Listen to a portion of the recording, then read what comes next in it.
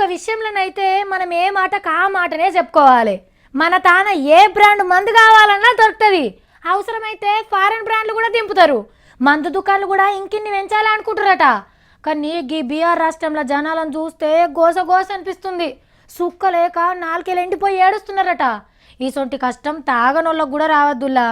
మరి వీళ్ళు ఇన్ని కష్టాలు పడుతుంటే అయ్యో అయ్యో అని ఎవరో ఒకరి మనసు కరుగుతుంది కదా. వాళ్ళ కష్టాలు తీరుస్తందుకు వీళ్ళు చూడండి ఎంత కష్టపడుతుర్రో. వీళ్ళేదో మూటిపుతారు, గ్యాస్ మొద్దు ఆగో ఉల్టా తిప్పి వండ పెడుతున్నారు ఎందుకో. ఓ సారు నువ్వేంది కుర్సేసుకొని పురుసాతు కూసున్నావు? గ్యాస్తో పరాశకం ఆడకుండ్రి.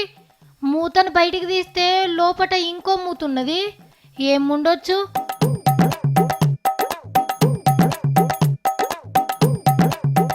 అరే ప్యాకెట్లు, ఇవి దూపదీర్చే నీళ్ళ ప్యాకెట్లు కావు, రిమ్మిచ్చే సారా ప్యాకెట్లు. బీహార్ రాష్ట్రంలో మందు బందు పెట్టే వరకు తాగుబోతులు తల్లడం మల్లడం అవుతుండ్రట. వాళ్ళ దూపదీర్చి పుణ్యం కట్టుకుందామని వెనకమర్లున్న గీ అన్నలిద్దరూ పక్క రాష్ట్రాలకెళ్ళి గ్యాస్ సిలిండర్ల సారా ప్యాకెట్ తీసుకొచ్చి తడారిపోయిన గొంతుల్ని తడుపుతున్నారట.